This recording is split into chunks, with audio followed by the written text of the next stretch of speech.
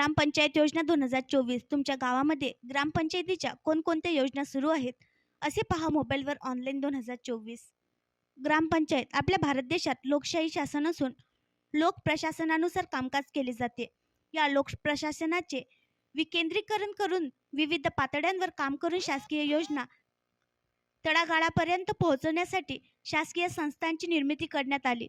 त्यातील ग्रामपंचायत हा या लोकप्रशासन विकेंद्रीकरणाचा शेवटचा टप्पा मानला जातो. केंद्र आणि राज्य पातळीवर नागरिकांसाठी जाहीर करण्यात येणाऱ्या योजना तळागाळापर्यंत पोहोचाव्या म्हणून केंद्र सरकार, राज्य सरकार, जिल्हा पंचायत, तालुका पंचायत आणि शेवटी ग्रामपंचायत अशी लोकप्रशासनाची मांडणी करण्यात आलेली आहे. यानुसार ग्रामीण भागात योजना राबवण्यासाठी मनरेगा या शासकीय संस्थेची निर्मिती करण्यात आली आहे. ग्रामीण विकास योजनांची माहिती घेण्याआधी आपण मनरेगा म्हणजे काय याबाबत जाणून घेऊ.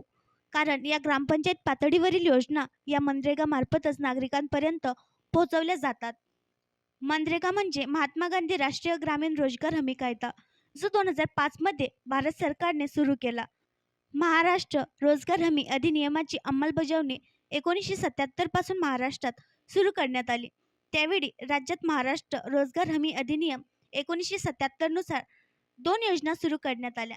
ग्रामीण भागात राहणाऱ्या नागरिकांना शाश्वत उपजीविका देऊन ग्रामीण गरिबांचे जनजीवन सुधारणे आणि ग्रामीण भागातील गरिबी आणि बेरोजगारी दूर करणे हा महात्मा गांधी राष्ट्रीय ग्रामीण रोजगार हमी योजनेचा उद्देश आहे.